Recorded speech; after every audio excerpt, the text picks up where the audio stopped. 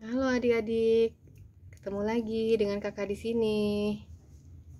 Nah, kakak di sini ada, iya, di sini ada kelomang hidup. Lucu ya, tuh lihat tuh, lagi bergerak-gerak memanjat tanaman artifisial, tanaman bunga palsu. Nah, yang satu nih yang lagi di air ya ini. Tadi dia berjalan-jalan. Tadi dia berjalan-jalan keliling. Benar. Sepertinya dia menyukai karena banyak air. Dia berenang, Ya. seperti kolam renang. Nih, apa kelomang butuh air? Coba ada yang tahu nggak? Apakah kelomang itu butuh air tidak? Atau makanannya apa? Nah, kalau yang tahu, nanti jawab di kolom komentar ya. Yang jelas, setiap kelomang itu memang membutuhkan insang mereka itu lembab. Nah, apakah kelomang itu bisa hidup di air laut? Kelomang itu hidup di perairan tropis, subtropis, maupun dingin di darat sampai di laut dalam. Nah, kelomang merupakan hewan yang unik karena memiliki beberapa tingkah laku yang berbeda-beda saat mereka saling bertemu satu sama lainnya. Benar. Benar? Ya. Ya. Oh iya. Yang pink dia galak sekali. Oh iya ya, galak ya. Galak tapi dia cantik. Iya, dia pernah menggigit tanganku. Dan pernah menggigit tangan yang lainnya. Kasihan sekali, lumayan sakit sih, tapi nggak berdarah, nggak usah takut. Itu tidak membuat kita berdarah karena cuman seperti digigit semut. Paling bengkak sedikit doang. Nggak juga sih, cuman ya linuk-linuk dikit. Linuk-linuk dikit kayak disuntik. Yang jelas kelomang nggak beracun ya adik-adik. Nah, kalau kelomang itu bisa hidup di pasir biasa nggak ya?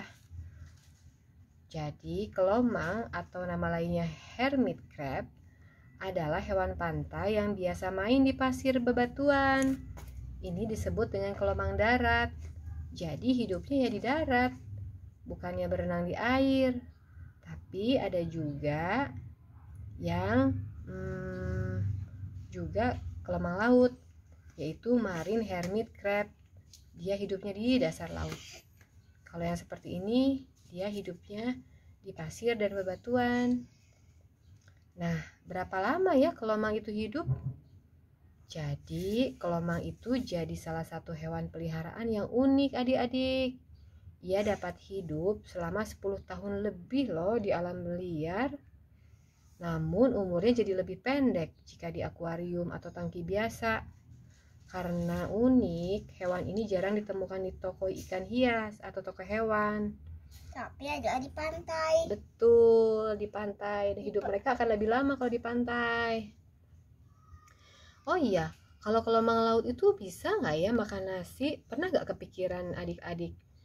Ya, mereka itu dapat diberi makan buah, sayur, atau bahkan nasi. Paling kelapa. Kelapa juga bagus, mereka juga senang kelapa sepertinya. Kalau kelomang itu perlu dijemur nggak ya? Sepertinya tidak. Katanya sih harus dijemur, tapi nggak lama-lama ya, sekitar 10-15 menit aja. Harap maklum, tubuh kelomang kan suka dihinggapi parasit juga, kecoklatan mirip putu gitu. Nah, dengan dijemur parasitnya jadi berkurang. Jadi kalau nggak dijemur takutnya ada parasit kutu-kutu kecil gitu, dan pas kita main kan bisa nempel di tangan kita. Terus adik-adik yang malu ini pas dia mau keluar, pas kita deketin gini dia suka malu. Gitu ya. Dia suka nutup. Lihat kan? Sekali. Dan dia pernah menggigit tanganku. Oh tidak. Apa yang harus kita lakukan kalau kita digigit kelomang? Tidak sakit. Seperti disuntik dikit paling. Oh gitu ya. Oh iya, kelomang itu bisa makan daun loh. Di alam liar, kelomang atau kepiting pertapa memakan berbagai makanan adik-adik. Ada buah jatuh, ada kayu lapuk, serasah daun, tanaman, dan rumputan. Dan juga barang-barang yang terdampar di pantai saat air pasang. Nah, yang pink ini dia suka berantungan dan dia tidak malu, dia berani dan lincah. Gitu ya. Kenapa kelomang kalau ditiup kok keluar ya? Agar mau keluar, kelomang itu ditiup dulu ya adik-adik. Sebenarnya udara dari mulut yang suhunya panas bisa membuat ia keluar dan menghindar. Kalau sudah terbiasa dipegang, ditaruh di tangan pun ia akan keluar sendiri. Tergantung kebiasaannya dia. Kakak juga pernah ditaruh kelomangnya di sini, dia lama-lama jalan. Lucu ya. Jalan di tangan, ke jari, ke lengan. Oh, lucu sekali. Semakin sayang deh sama kelomang-kelomang ini. Tapi ada yang mati tadi. Benar, kasihan banget mati satu. Dia nggak mau. Ini kan cangkangnya tapi lucu ya. Iya. Nah, kelomang itu kadang berganti kulit. Ia tidak bisa bergerak untuk sementara waktu sampai ia mendapatkan kembali kendali atas otot-ototnya dan eksoskeleton barunya berhasil mengeras. Begitu. Jadi mungkin ya dia tidak mau bergerak. Oh iya adik-adik, apa perbedaan kelomang dan keong? Coba nanti tuliskan di kolom komentar ya adik-adik. Dan kenapa kelomang menguburkan diri ya? Mengubur diri di dalam pasir itu ternyata bisa melindungi kelomang stroberi dari pemangsa. Kelomang itu terlahir tanpa cangkang. Untuk melindungi bagian tubuhnya yang lunak, kelomang akan menggunakan cangkang bekas siput yang ada di sekitarnya. Adik-adik, kalau kelomang dilahirkannya dari mana coba? Coba jawab ya di kolom komentar. Oh ya, kalau kelomang itu bisa tumbuh besar loh. Dan dia bisa mencapai ukuran cangkang yang ditempatinya. Untuk dapat tumbuh lebih lanjut, kelomang harus mencari cangkang yang lebih besar untuk ditinggali adik-adik. Dan kelomang ada yang lebih besar seperti umang kecil ini yang sangat imut. Iya, dan ada tangannya yang merah atau bisa dicat. Kebanyakan kelomang itu aktif di malam hari loh. Dan kelomang itu induknya dapat bertelur sampai 1000 butir. Coba bayangkan adik-adik, 1000 butir kan banyak banget ya kan? Tapi ibunya di mana? Ya, ibunya ya pasti ada di sekitar situ. Ada di sekitar sini. Di pantai. Mungkin ibunya yang putih kali. Yang putih seperti kerang biasa. Ya, mungkin mirip. Kelomang mendapatkan cangkangnya dari cangkang bekas keong atau gastropoda yang mati. Jadi dia itu memakai bekas cangkang dari keong sebagai rumahnya. Gitu. Iya, benar sekali. Benar tidak? Benar. Daftar makanan kelomang darat itu biasanya dia juga suka roti tawar loh. Roti mudah ditemukan dan juga tidak menimbulkan bau tak sedap. Dia suka roti tawar sama air tawar. Benar.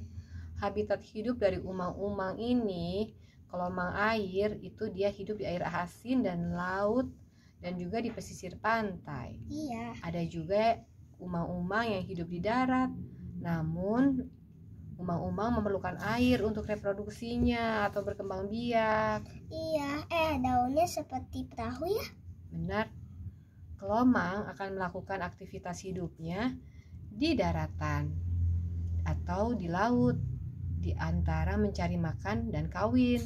Proses perkawinan itu dilakukan beberapa saat setelah betina mengalami penggantian kulit. Coba kita tanya ya ke kelomang. Halo kelomang, kamu lagi ngapain? Aku lagi main. Mainnya lucu sekali. Mainnya seperti monkey memanjat. Iya. Nah, kelomang itu akan berusaha mencari rumah baru bagi tubuhnya. Dan dia itu kadang-kadang berpindah-pindah. Terus kalau kelomang sedang sakit, itu nafsu makan atau aktivitasnya menurun dan dia tetap berada di luar cangkang. Ganti kulit berlebihan, cakar anggota tubuhnya yang lain hilang, dan bau yang kuat dari dalam cangkang. Itu adalah ciri kelomang yang sakit. Seperti kelomang yang tadi ditunjukkan, itu dia lagi sakit. Dia lagi sakit padahal dia mau mati. Nama lain dari kelomang, nama ilmiahnya adalah Paguroidea. Kalau kelomang bisa pipis apa tidak ya? Sepertinya sih kelomang. Oh iya ya, kelomang bisa pipis nggak ya? Coba nanti ada yang bisa kasih ilmu, tolong dong kasih tahu di kolom komentar. Oh iya, kelomang akan memperbaiki bagian tubuhnya seiring pertumbuhan dengan proses yang namanya molting, teman. Jadi jangan khawatir ya kalau kelomang kita mengalami patah kaki atau capit akibat berkelahi. Pasti akan pulih seperti semula.